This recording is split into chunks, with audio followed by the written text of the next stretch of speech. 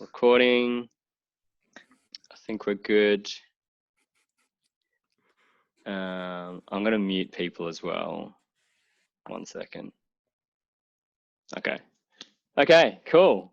Welcome everyone. Thanks for joining in. This is actually going to be the last one for a little while. I did have a plan to go for the entire month, and I did have some really cool people lined up.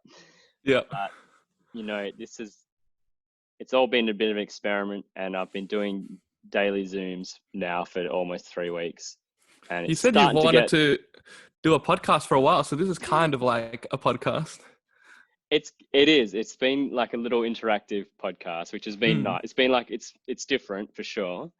You can't go as in depth, but it is nice to have other people's input, at the same time. Yeah, for so sure. It's been fun, but I've been, like probably more than an hour every day for the past 3 weeks. I've been just zooming away, and I think I'm getting a bit of fatigue from it, and I think everyone else is as well.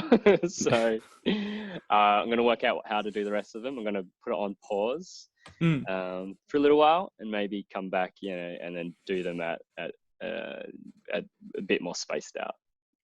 Yep. But I thought it'd be really cool to end with you. Awesome. And just hearing a little bit about what you do, and then you can walk us through some crazy Photoshop stuff. Cool. Okay, so for anyone that doesn't know who you are, do you want to introduce yourself and let everybody know what you do? Sure. Yeah. Sure. Hi, everyone. My name is Demas Rusli. I am a photographer and designer based in Sydney, Australia. So I work part-time in an architecture firm, but on the side, I do a lot of photography and just post a lot of Instagram and try to travel as much as I can, but it's kind of hard at the moment, but it's all right. It's been all right so far. And you're part-time now in architecture, but you're working full-time before, right? And photography, and it was more of a side thing? Yeah, I was working full-time for about 4 years in architecture. And then in the last year, so I've been in my firm for 5 years. And then the last year I've done more part-time. The last 2 weeks, because of all this COVID-19 stuff, I got asked to take leave, like use up all my leave pretty much. So the last 2 weeks I've just been at home trying to work on a few projects that I've always wanted to do. Trying to update my website, trying to make YouTube videos, organize a contest, which I launched yesterday. Just trying to be as busy and productive as I can be. While I'm at home. Yeah. So at what point did you decide to go part-time from your actual job, from your real job as so there was a time a year and a half ago when I started getting a lot more travel jobs. So like I got invited 2 trips by Adobe, one to San Francisco and one to LA, and then I didn't have enough leave at the time, so I was like trying to make a arrangement, a deal with my office and see how we could make it work. And so I think it's just like the busyness of photography and the busyness of, getting more clients and stuff kind of forced me to go part-time. The reason why I didn't just quit is because I actually still really like architecture, and I like, the people that I work with, the office I work for. So I enjoy both.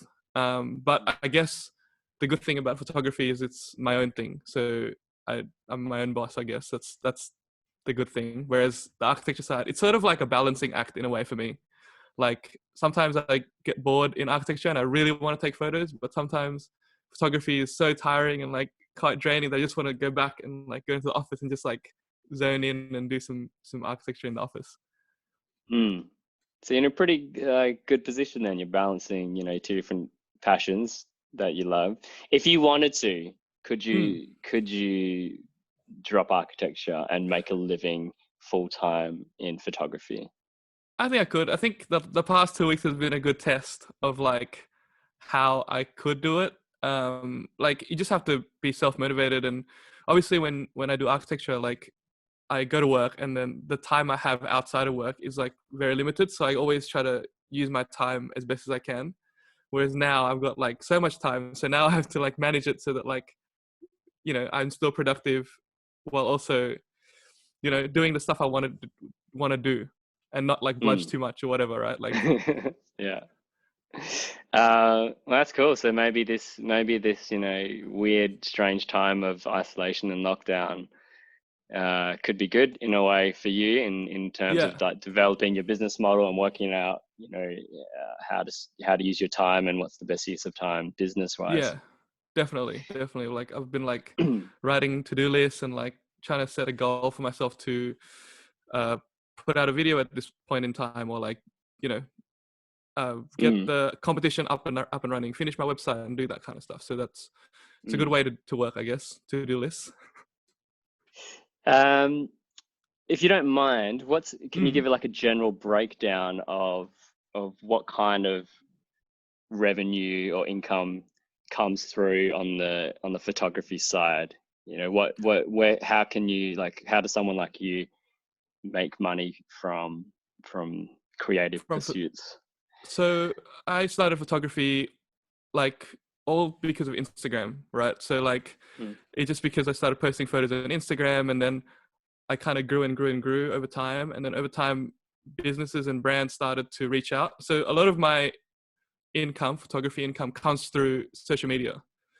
mm, Whether it be a brand asking me to post like sponsored stuff, so like promoting their products, or whether they just find me and then they want to license some of my photos, or they find me and then they want me to take photos for them for their own social media feeds or for their own marketing. Um, so that's sort of the main sort of streams of income from photography for me. Um, but yeah, it's been quite busy, especially when like there's a lot of travel involved as well. Yeah, but I try to be home a lot as well. Like I spend a lot of time at home, and I edit a lot and spend a lot of time editing too. mm. With the kind of work you do in photography and like the stuff that you create, Mm, how, for example, let's just look at like the kind of stuff you post on Instagram. How yep. much of that is something that somebody has commissioned you to do, or it's for work, or it's a sponsored post, or whatever it is? How much of that is like commission, and how much of it is something that you've just created for fun?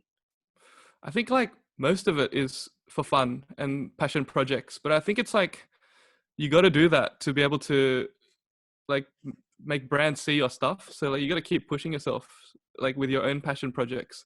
Back in the day when like Instagram, like when I was growing a lot faster and more brands was quite like new to social media, and they really wanted to test it out. And back then there was a lot more, I think, opportunities, I guess. Like I worked with like Nike, Adidas, like Puma, like a lot of the shoe brands, and like they reached out like almost every month back in the day.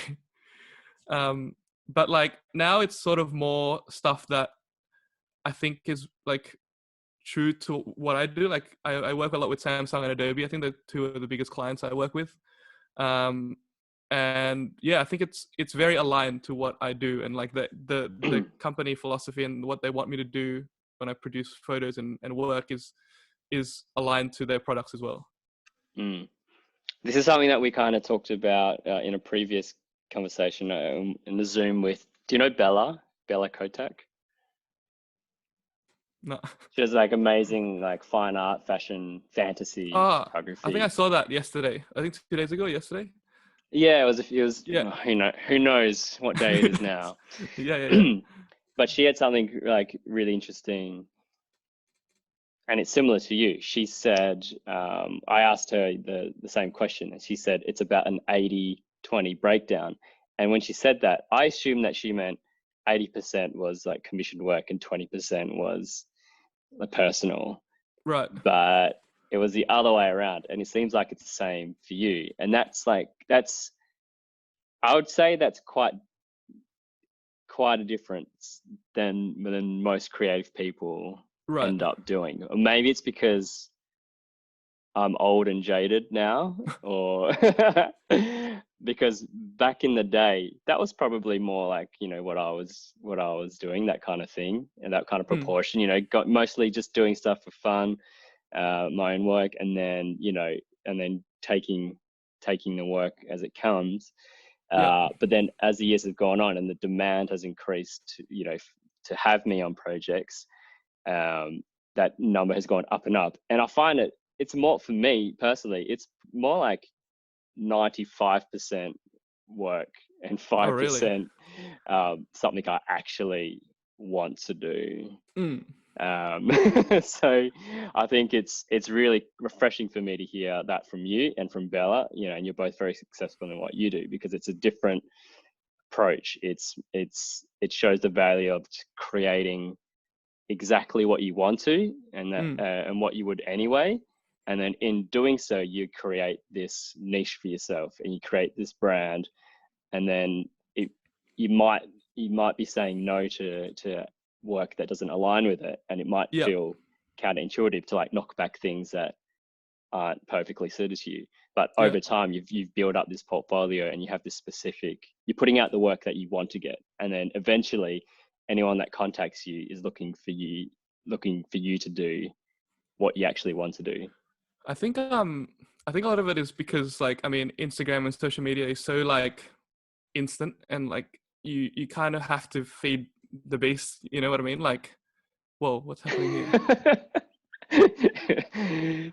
Each barn has started screen sharing. What are you doing, mate? What are you doing, man? And it's automatically gone full screen on my page. I don't know how to get back to Oi, Ichban, what are you doing? Well, lucky it's just a bit of Premiere Pro popping up and not anything else. No, what are you? I know what project that is too. It's a video that's coming out. Maybe you did it on purpose. I don't know. It's a video that's coming out that we're gonna put out on the 529 podcast channel, hopefully very soon. Right. Okay. We did a video in during our trip last year on a road trip called Four Photographers Shoot One Location. And so the whole idea of it is that there's four of us, me, Ichban, there's TK and Jam Tuna as well. We went on a road trip and just, sorry, this is my first time. We went on a road trip and we recorded this just to show like how, Instagram spots are very famous these days, and how can you differentiate yourself from others by shooting your own unique way or finding your own unique style. So hopefully that video comes out soon. And you guys just saw a quick preview of that just then. Okay, well, on that, so how have you navigated this idea that you need to differentiate yourself from everybody? And like I'm sure you've, and I guess that's exactly what you're talking about. We see so many of the same photos popping up, which is, I don't mind it. Like I've definitely done the same thing when there's a hero shot at a particular location. Everybody always takes the same photo.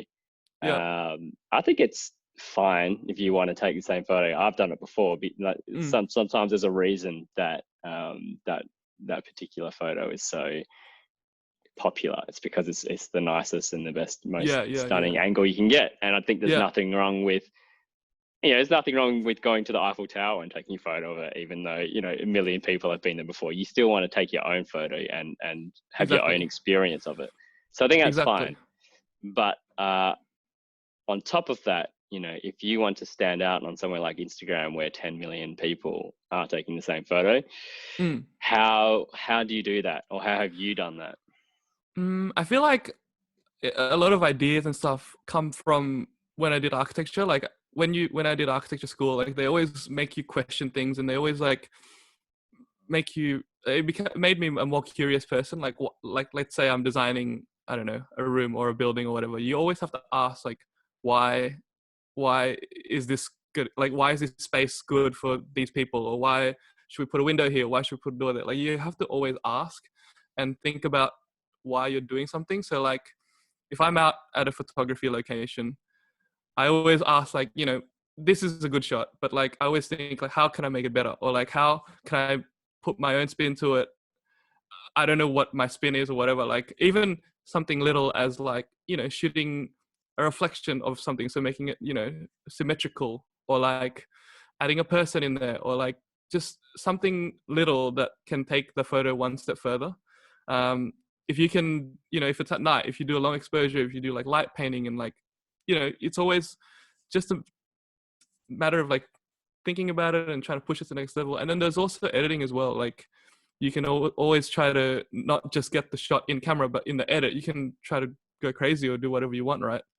So that's how I sort of view it when I'm taking photos outside, or like when I'm working with a brand or a client. I always try to make it my own, and so that, like, if I'm pushing out a sponsored post or an ad or whatever, like, it's still like feels like me, and feels like it's not an ad. It feels like it's just something I would push out anyways. Mm. Yeah, so that's sort of my mentality when it comes to like photography and creating content for social media, or even for myself.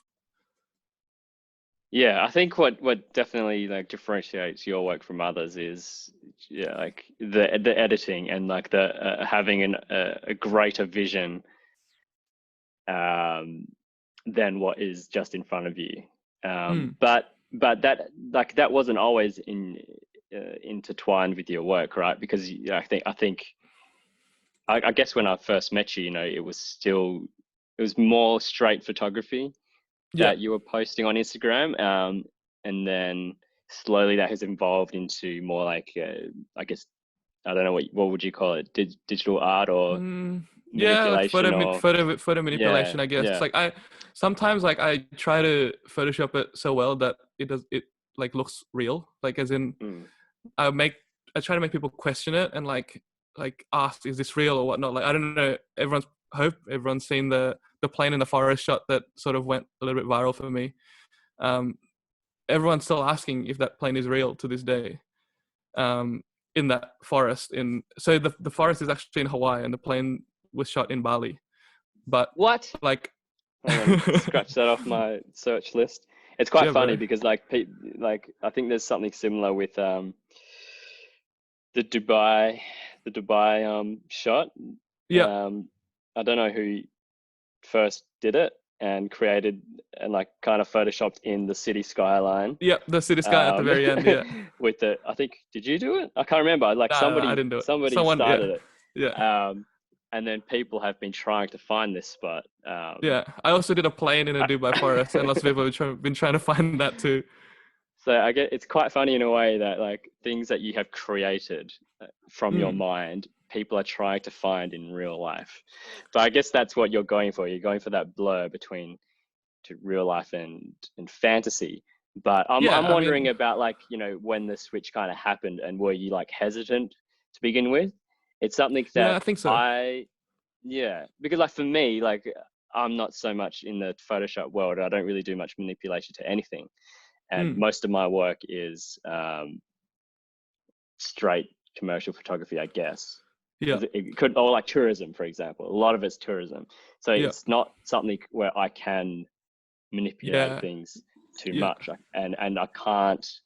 I also, for me, there would be the concern that I also don't want a reputation for being someone who creates like a Dubai skyline / abandoned road composite, mm, because if I have that reputation, then it's harder for like a tourism board to like bring me onto something, I would imagine, because they're like, well, this people don't know whether this stuff is, if this is actually a yeah, location or not. yeah. So did you go through those kind of thoughts when you started transitioning into? I think my transition, like, thought process was when I was in architecture, because I started photography when I was still in uni. And so back when I was in uni, I used a lot of Photoshop for my like architecture projects and university assignments and stuff.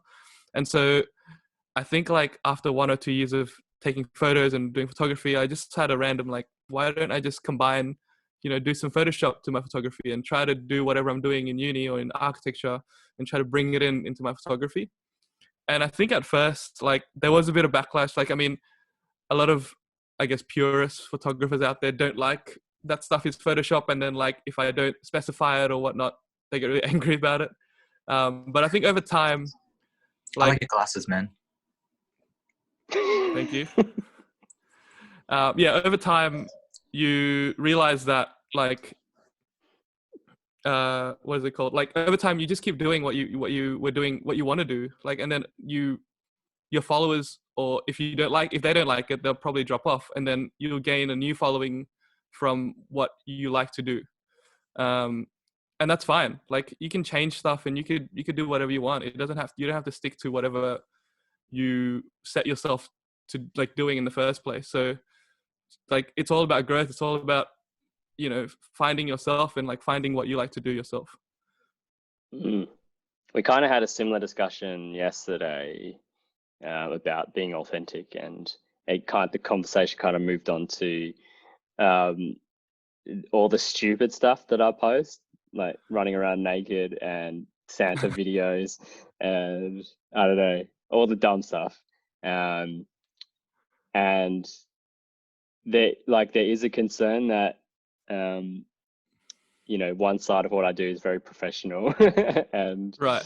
I have a lot of commercial clients and commercial sponsors, and then on the other hand, I've got this side to me where I just want to do dumb stuff all the time But as well. I think that's really cool because it shows who you are and what you like to do as a person. It's funny though. It's like it entertains people. So why not just keep doing it? Yeah, I mean that's good logic, but it is hard to put into practice because you are worried. What if this naked Santa video? What if this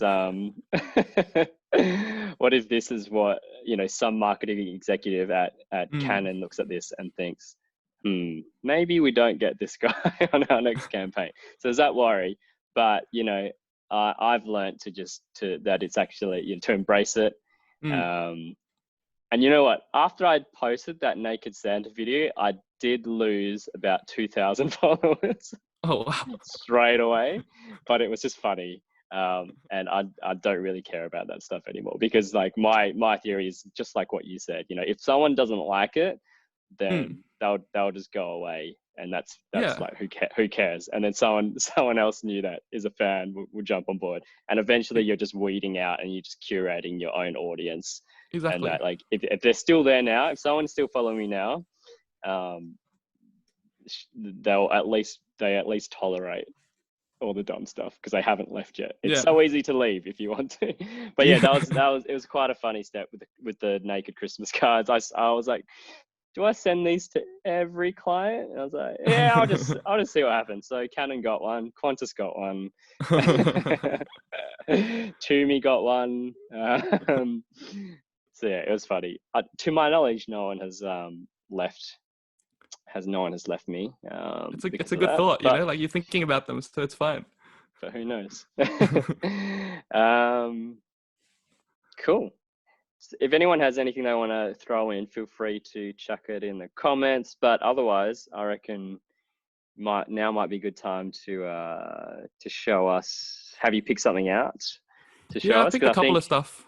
I think it's really interesting. It's interesting just for me to see because I don't delve into Photoshop too much. Like I usually can work out like how the concept of like how something is done, but it's always fun to see the behind the scenes.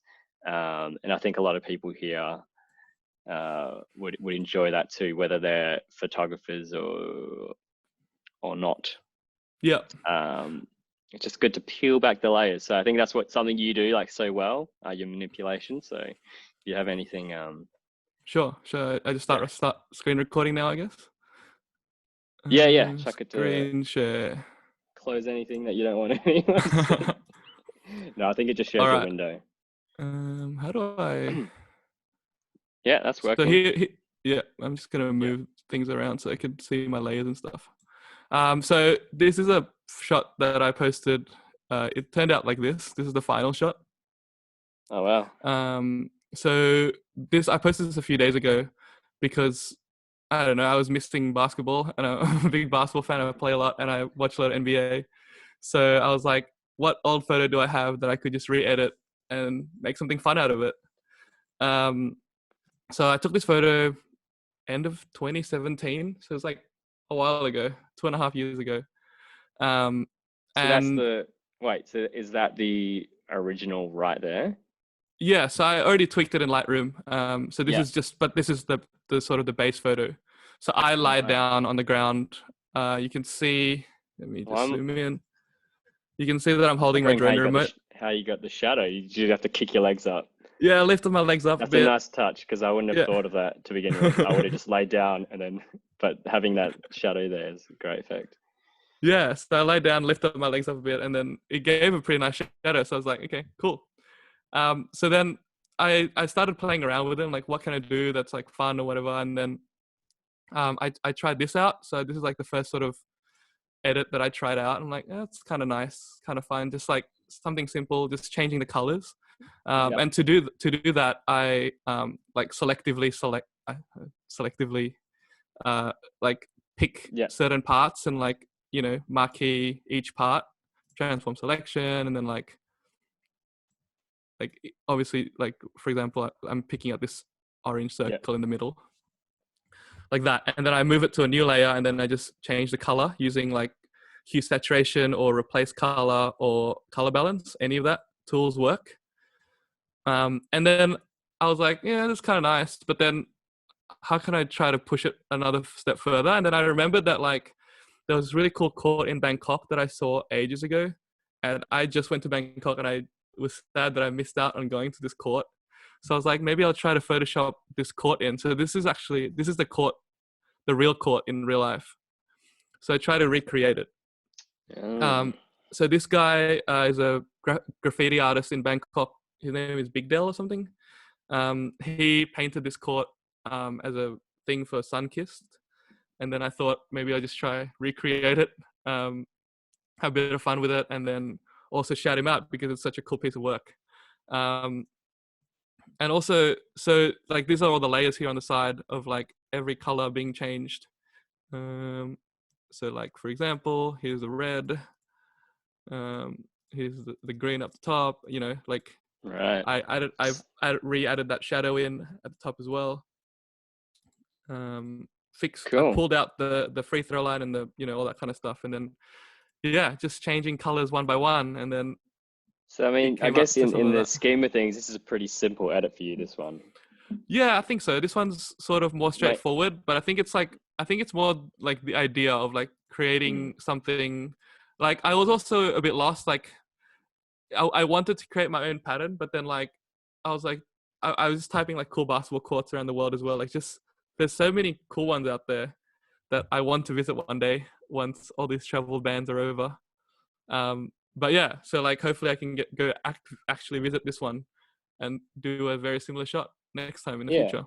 Well, I think that's a great example of like just like you were saying before, just adding a simple way to add your own touch. Like even if you just left it at that first edit just by adding a few colors and changing that, that's already like you giving your spin on something and Mm, creating something that no one else has. mm. And then this is taking it to the next level. So you've just selectively like chosen areas and then Yeah, changed so the color. selectively choosing areas and then like masked that out, like got rid of the 3-point line inside there, got rid of that, and just picked like different parts and then colored it in. That's as simple as it is. Nice. Hey, I don't know if this is a Yeah. mistake or not, but Mini Asgard has a Mm. raised hand in chat. There's a feature you can click on to raise your hand. I don't know if that's a mistake or not, but if it's not a mistake, feel free to ask your question. Mini Asgard. I feel like it's a mistake. Cool. Anyone have questions about this edit? Otherwise, I think let's ask Demas Yeah, I've to got roll on 4. to another one. Okay, I sweet. picked Let's up. roll on. Let's roll on. Yeah. So this is the next one. The final edit looked like this. So this is a temple that's pretty cool in Bangkok as well. And it's like a fish island, and the temple's in the middle of the island, and it's been wrapped around this giant fish, which is really crazy. It's actually a place that's like part of like a bunch of other. It's kind of like an outdoor museum. So it's like a bunch of temples in one location. So there's a lot of cool spots in one spot. So this is the original photo that I took using my drone. And if I just zoom out a bit and show you. So this is the actual drone photo that I took from my drone. Right.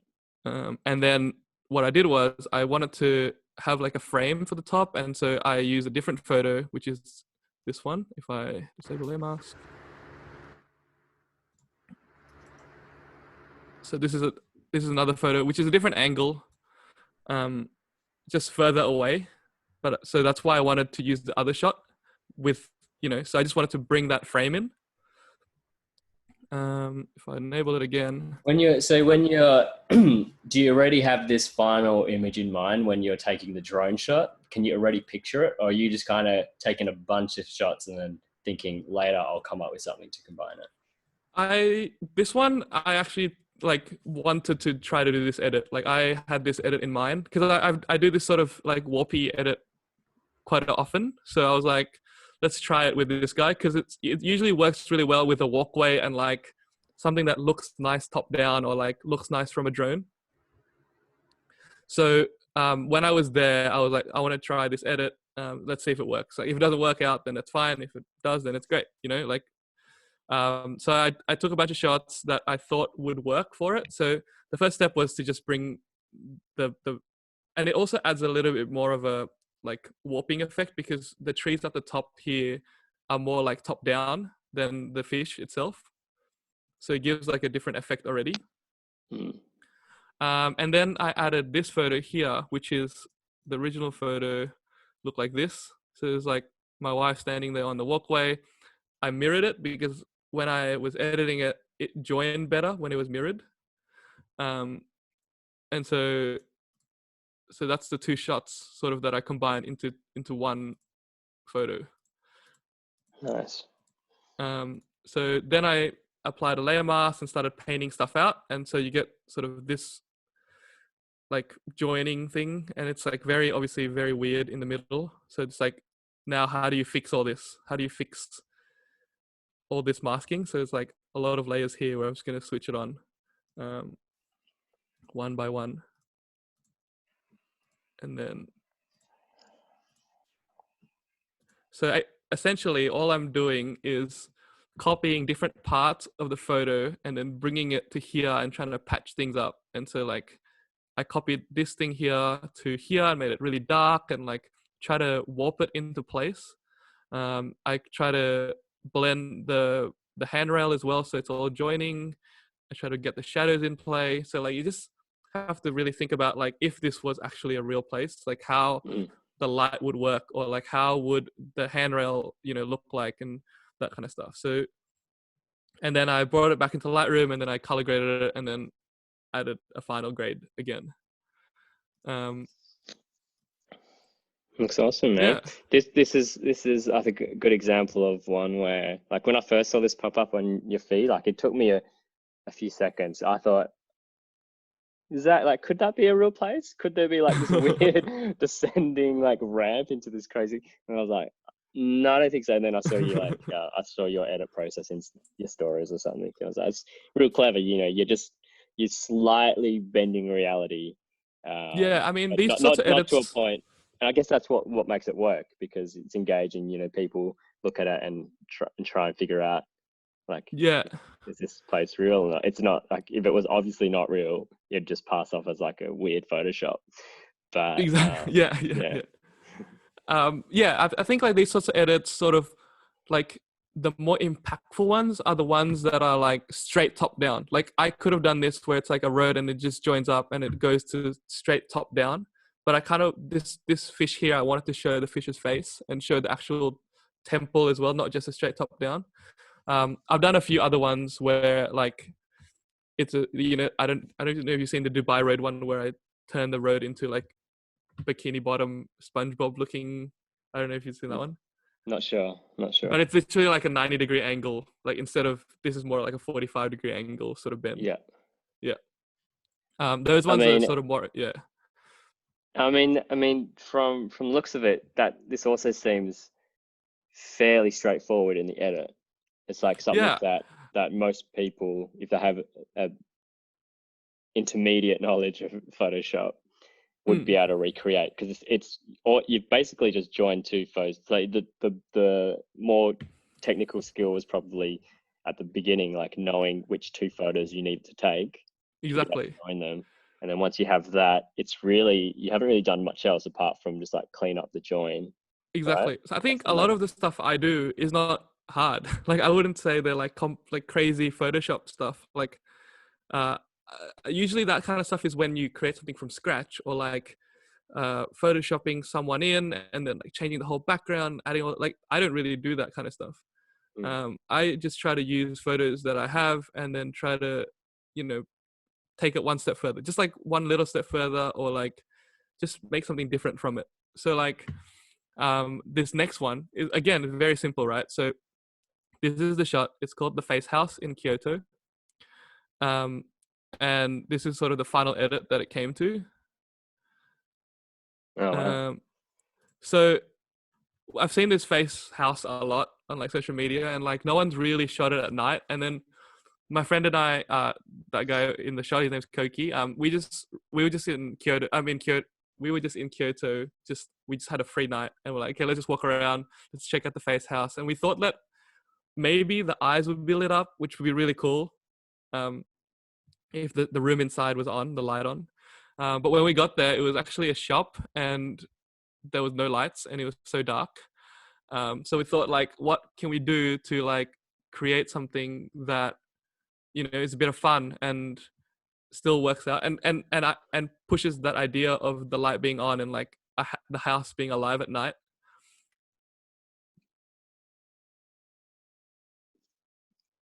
I feel like you're frozen.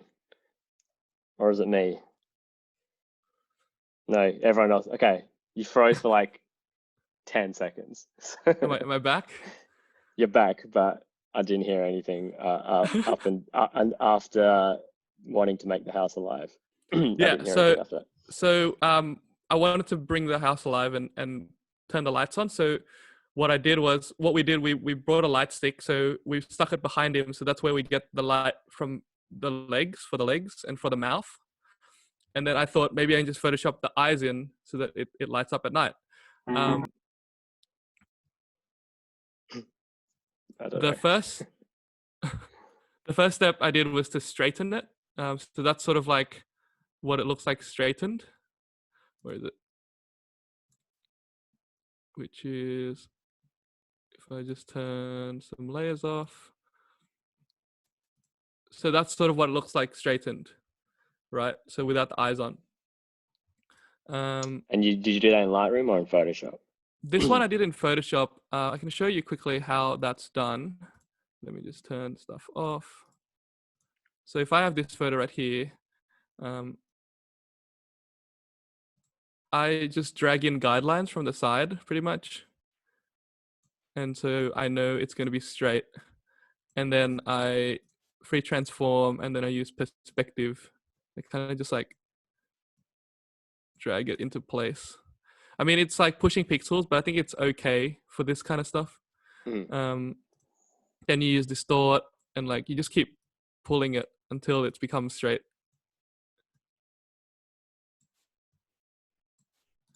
Yeah. Cool.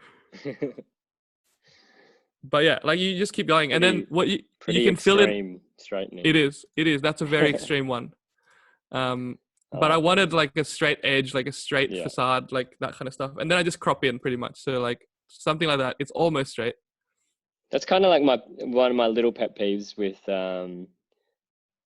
And then I just crop in on some it. photos that I see is that like when there's only a little bit of distortion, because you know when somebody is slightly looking up or it's slightly not straight, that's something that I pick up on straight away, and you probably too with your I do architecture and Photoshop, and I'm like, if it's just a little bit off, it puts me off even more. If it's a lot off, then you think, okay, that's on purpose, you know, or that's just like look. But if it's just slightly off, then you're like, you could have fixed that. You could have just exactly. So this is still slightly off, yeah. but like you can just keep going to keep making it straight. And then all I did was fill in these corners that obviously are not part of the photo anymore. And to do that, it's really easy. You just like draw a triangle, fill, and then content aware, and Photoshop just does it for you. See? Magic of Photoshop. I know. So let's just go back to what it was before. And then, so I straightened it, which is this guy right here. And then I literally just drew 2 white circles and added a glow for the eyes, which is these ones are right here. And so like when you, and then I ended up creating like an animation where like the house goes on and off. So I took another photo where it's dark with no lights, and then I made this little animation where the house is like flickering on and off. Nice. Yeah, so I mean, it's like, it's quite simple, right? It's like nothing too crazy, but it's like this idea, like, I don't know, I've never really seen this house lit up before, or like someone shoot it Yeah. at night, or like that kind of stuff. I guess again, it's like a simple edit, but it just all stems from the actual idea, Exactly. and who's had that idea before. Were you tempted to take out the power lines that go in front of the eyes? No, I actually really like it. It kind of gives it like more layers to it, and like gives it Yeah. more depth to the image. Like, I mean, I could have, I think, if I wanted to take them out, but I I actually like like it. Like it gives it, yeah. keeps, well, yeah, it adds that, like we were saying, that blurry line between fantasy and real life, Mm. because it adds that It, realism, that urban feel. it gives it like Some a really cute Japanese alleyway sort of feel. Zeus says, how did you add the glow? So adding the glow, so these are the eyes. So this is one eye. Wait, let me just group one. Oh, sorry, this is on. This is on. So that's one eye. You just, there's this thing where you just double click it. You just double click the layer, and then there's this tool called outer glow, and then you just click it on, and then you can change the size of it. So like change the opacity of it. So now see that glow's much more stronger. You can change the spread of it. Yeah, there's a lot of settings that you could do to add glow to images and eyes or whatnot. Ichiban's answer was brush and Gaussian blur. You can do that too. So you can draw a circle and then go filter, blur, Gaussian blur, and so that adds like a big what blur a to it as well. longer way to do things. Oh my god. But like, I think this one you have a bit more control, because you can control exactly how much opacity you want on your glow. You can control the spread, the range, everything. Awesome, man. You got one more for us?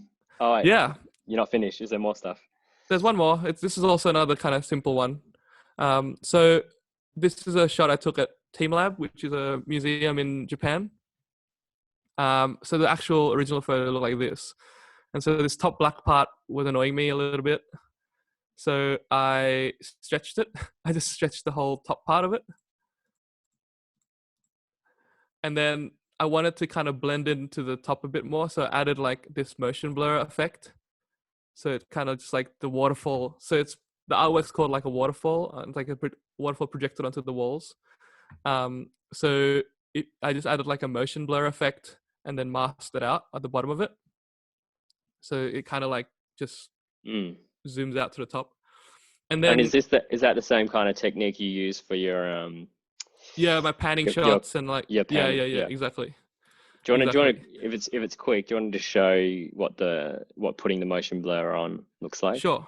So like, I would, so something like this, I would copy this to a new layer, which is the top of his head, layer via copy, and then filter, blur, motion blur. And then you can pick the angle here. So here I'm obviously going to do 90 degrees. I'm just going to type in 90. And then you can pick the distance and size of the blur. So I think maybe about, 1500, something like that. It's kind of cool.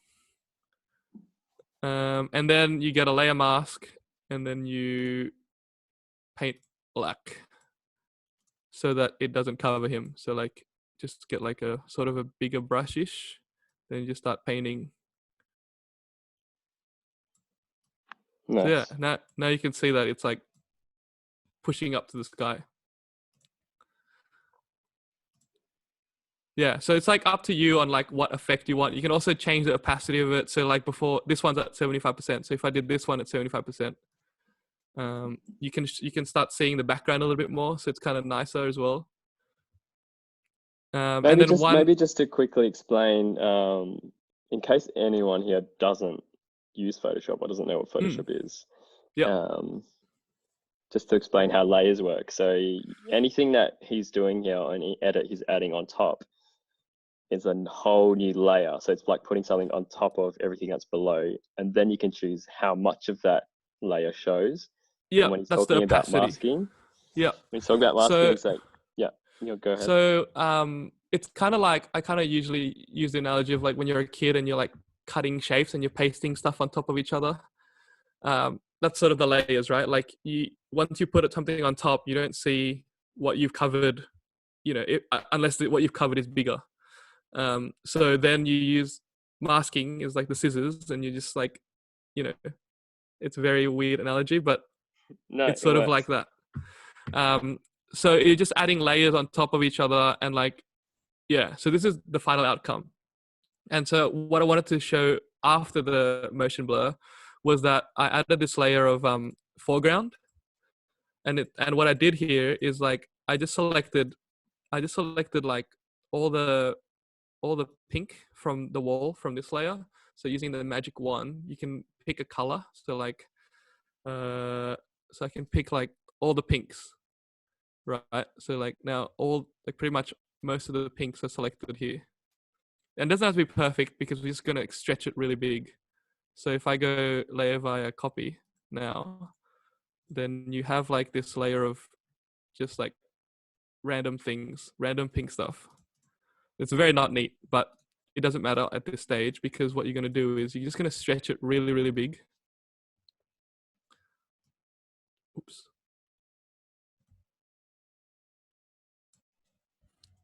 Yeah. I don't think I selected it 100%, but like you can see that there's like a foreground layer at the moment. And then with the technique that we were talking about before, you can just Gaussian blur that out and like make it look like it's foreground blur. It's taking a while because it's...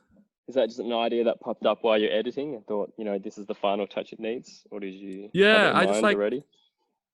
I just had a thought like, why I just wanted like some sort of foreground, give it a bit more depth, give it a bit more like intrigue to it. Like he's standing like in a forest of trees or forest of sakura leaves or whatever, right? Sakura flowers. I'm gonna copy this so it's smaller, and then I'm gonna go blur, Gaussian blur, and just go like really hard out on this Gaussian blur. So now you can see there's like this foreground layer in front of him that sort of just gives it a little bit more like he's standing deep inside this like waterfall or whatever. Super cool, man. And where did you where did you learn to do something like, knowing that you want to add the foreground? Did you just think, okay, this will be a good way to do it? Or is this like a technique you saw someone else do? No, I just tried it myself. I was like, I just wanted to add. So originally it was like this, right? Like it was like this. And then I was like, oh yeah, that could be done. But I think adding that foreground, like this other layer here, like I think it just brings the image to life a little bit more. And then I edited it more in Lightroom to give it like that dark feel and like bring out the pink colors and bring out the blues and like push down the blacks. And I think it just gives the image a little bit more like intrigue and contrast to it. Awesome. Thank you for showing us through all of those. It's really interesting. Really interesting to see. I think it's what is good for everyone to see, and for myself as well, is that those edits weren't particularly crazy. Not at all. It's all about the concept, and it's all about working out what the vision and what you want to do, and then working out a way to problem solve and do that. You want to add some foreground, and then you had to. It's more important to have that idea. I think that Photoshop is so like daunting or like very time consuming. But then I think for me, when you're editing in Photoshop, you should always have like an idea first. You should always know like what the end goal is. And even if you don't reach that end goal and you reach another end goal, that's fine. But as long as you have that one idea first that you want to try to get to, you should like, that's sort of why you should turn on Photoshop. Like, don't, as in like, you can just experiment and just, you know, try different things out. But I think if you have a goal, you spend less time on the program and like you try to achieve it. I think is what you want to do in Photoshop. Awesome. I won't hold you for too much longer because we're coming up on an hour. But if anyone wants to jump in, ask anything, do you have any kind of workshops or educational resources out there where people can learn from you? I'm about to push out a few YouTube videos in the next few weeks on how to edit. There's already a couple of videos on there on different things like that motion blur technique. I've made a video on YouTube about that. And then I made like a time slice one that I put out 2 weeks ago. Yeah, so I'm going to be trying to push out a few more videos on YouTube. Currently, there's a competition that's happening. It's called a free-for-all competition that I'm hosting with my friend Asterisk. He's in LA. And you can win some really cool prizes for just editing some of our photos. Cool. So yeah, And that's if you guys something want to that join people that, can do. come join in. That's something that people can do just at home in isolation, which I think is the challenge at the moment because, you know, Exactly. people are probably really inspired by what you've just done and be like, oh, wow, I want to do an Inception bridge photo as well. But then like, oh, wait, no, I can't travel anyway. So, but I think that's good. I think it's good to have these kind of things and talk to everybody because you're building up all these like ideas, and then once we're allowed out again, Yeah, it's time to exactly. unleash. And it's So probably good for me. It's been good to like the have a break. contest is called #StayHomeFFA. So it's we're trying to tell everyone to stay home. Yeah. Hey, couple questions. Ruben, hey guys, feel free to like put your video on and ask in person if you want. But Ruben says, Demas, I'm studying urban planning and design at the moment. I'm just wondering what it's like for you to balance part-time architecture and part-time photography, as it might be something I'd like to do in the future. I think it's like just like priorities, right? Like if you enjoy something, if you love something, you're gonna put time into it. So when I come home from work, I want to edit something, or like if I don't, I just don't. But usually most of the time I want to edit something. Like on my way to work or on my way home, I'm thinking like, oh, what can I edit tonight or whatever. Like I'm constantly like trying to see what I can push or what I can do. I used to post like 7 times a week, but like now I've cut that down to like maybe 3 or 4 times a week, just to see, like, just to maybe spend a bit more time on my photos and push the quality up a lot higher, a lot better. But like, yeah, I also don't sleep that much. I guess people know that. I usually sleep about 3 a.m. every night. And that's sort of the time that I'm editing. Like that's like midnight to 3 a.m. is usually like when my brain comes alive. Does that affect your work? Does that start affecting your architecture work? You can't choose the times for that. Yeah, but I've been there for 5 years and they're pretty nice to me, so I come in a little bit later. They're pretty happy. They're fine with it. As long as I get the job done, it's fine.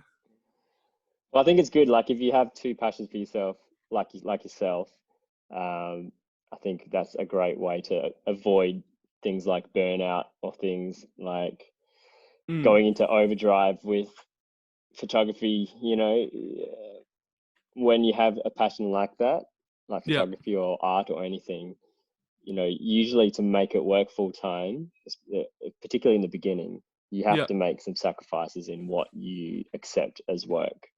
And if that's all you are doing, then you can't say no to the family portrait that someone wants you to do, because you're like, well, this is all I'm doing, so I have to do that, even though it's something you don't want to do.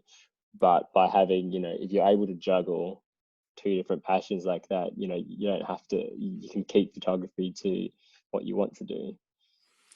But I also started photography not to make money. Like I started just for fun, and like it turns out like some lucky thing happened, and like Instagram grew and social media happened at the time. So like all these things kind of put into place so that it ended up being like a thing I earn money from. So like I always think of it as like, you know, it's just fun and I just want to keep doing it. And like, yeah. Well, it's not just lucky. I think a lot of us always say, oh yeah, I got lucky, you know, I get to do what I Mm. love, you know, but you've created luck yourself by diving into photography and Photoshop and by doing that and the conditions like lined up. But like even if Instagram wasn't around, something else would come up that would, you know, utilize your photography skills. So don't think it's luck. I think it's by going out and trying something. Yeah, Um, yeah. and the stuff will come. Hey, I think we're pretty good. Hey, Jay's written gonna record. Yes, I've recorded like all of these. I don't know how well they're recorded. I'm just using the automatic zoom feature, and I keep switching to headphones and then not to headphones. So I don't know if that's messed with it either. I haven't watched back any, but I've recorded each one. I'm going to put them all into a Google Drive, just as the raw file, and it's probably going to be painful to watch through it, like in that format. But these are also just been very casual, raw conversations. So that's the way to watch it. You know, maybe one day I'll like clean them up and choose the best bits and put it on YouTube or something. But it wasn't really ever intended for that purpose. Otherwise, I would wear better clothes and put like a nicer light in front of it, not have it backlit like I have now. But yeah, I'll link that in the group. It's called Freelancers Guide to Self-Isolation. It's a Facebook group I started. So I'll put the link there probably tomorrow once this one's uploaded as well. But thanks, Demas. That was really cool. I want to do one last thing while everyone's here. We always do like a little group screenshot at the end of these. And usually people drop out as we go along. But for this one, credit to you, everyone has stayed the whole time. So I think this will be a cool one to do a photo. So like if you don't mind, lurker people, if you want to turn on your video, I can Well, make a full hello everyone. screenshot. You only have to I look see you all. cool for 1 split second, and then you can turn your video off again. Can you fit everyone on one thing? Well, I don't know. On a screen, on like a computer screenshot, I don't know if it will translate to a phone. You can take you can take 2 screenshots and then like combine them. Because there's 2 pages. Oh no, I've just got one page. I've dragged mine out really big. Yeah. Ah, okay, cool. All right. Who's left? Who's not there? Come on, Itchbarn, you can do it. Rob, you have no shame. Whatever you know. Rob turned up wearing a gas mask one day, so he can't be too concerned about his video. I can't figure out how to turn the screen on it. Come on, Rob. Rob, okay, I at least need one more, so that whole. Oh, there he is. Look at that rounds. mustache. Does it come up? I can't see. All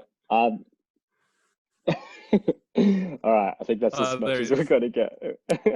All right, I'm gonna count down and do a screenshot. So whatever you want to do it. All right, I've got to figure out something for me to do. What are you gonna do? I want something cool. Hang on, I found something. All right, I'm gonna draw. Okay.